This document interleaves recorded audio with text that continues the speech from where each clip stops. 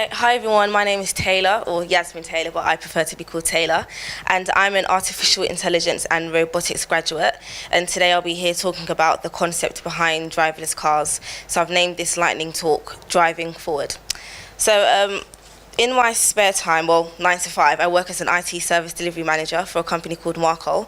And to kind of utilize my AI and robotics degree, I kind of YouTube and make silly robots and stuff and talk at colleges just to kind of try and encourage much more women to get in technology. So I'll stop talking, I'll just show you a video of the robot that I built. Okay, here it is. So as you can see, it's not necessarily a car, it's just a robot that, let's just pretend it's a car. And what I did is I just built a maze out of old computer parts. The main concept was, this is my final year dissertation. So this was a project based obviously on driverless cars. And I built this by coding in CSS and also Java and C#.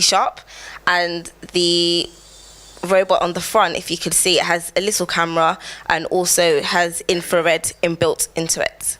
So successfully it goes around the maze. So what it's doing now is trying to find the clearest path to come out of the maze by using object avoidance integrated with infrared technology. The robot's a female, by the way.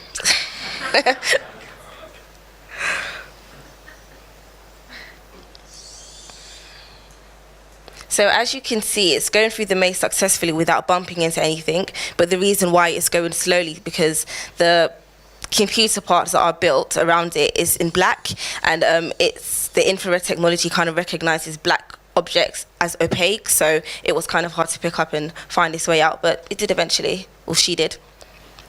And that will be. Oh, okay. So, like I said before, I built this in Java and. Thank you. So the reason why I chose to kind of make my final year dissertation on driverless cars is because 25 years old and unfortunately I don't drive. So I was kind of just trying to find a loophole to say, oh, do I really have to do my driving test? What about if the car just kind of drives itself for me? So I kind of done this long kind of thesis on driverless cars and the ethics behind it. And then I managed to kind of extract some information on if driverless cars is actually realistic and how close we are actually to becoming people that can drive or be in driverless cars. So we're in the year 2018. I would like to say that this concept of driverless cars will probably be around 2025. So that's fun. So I guess I have to learn how to drive now. And so what I found is what most driverless cars have faced, or the problems, is that manufacturers have made huge progress in making fully automated cars a reality on our roads, but they are still facing technical barriers. So whilst I was doing my dissertation, I noticed that the concept of driverless cars could probably work in countries such as some states of the US, Europe, and the UK, and that's because we have well, dare I say, we are lucky enough to have different seasons. So infrared technology also works on heat. So if a car was driving, which is driverless, and it picks up heat, it's either a life form, so it will be able to stop. But in hotter countries such as Saudi Arabia or Dubai, the infrared can interfere with the heat, and things can happen. And we've had quite a lot of accidents. To prove that, we've got our Tesla test driver called Joshua Brown, became the first person to die in a self-driving car in 2016. He was driving a Tesla on autopilot when in bright sunshine its sensors failed to detect. So that's kind of the stuff that can happen. Also, the manufacturing cost. I think we've come to a point in our society that most of us are quite knowledgeable on AI, artificial intelligence, and robotics. And we've got quite a lot of developers to kind of develop this concept, but we don't have the money to do it. And weirdly enough, it's not the making of the car that's necessarily expensive. It would be changing our global infrastructure. So, I don't know, the roads would have to be changed and added infrared sensors, and that all can be quite costly.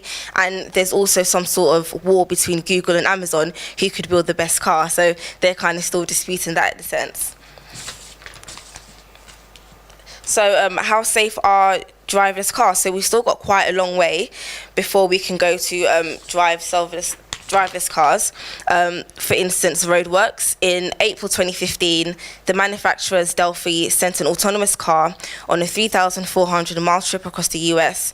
in the end, engineers had to take control of the car for 50 miles because of unmarked lanes and roadworks. That car probably cost about £1 million and it kind of got cut because of roadwork. So these are the things that are kind of in the way between us becoming a nation or society that can have driverless cars. That would be all from me. Hope you liked my robot or you liked her, and thank you so much for listening to me.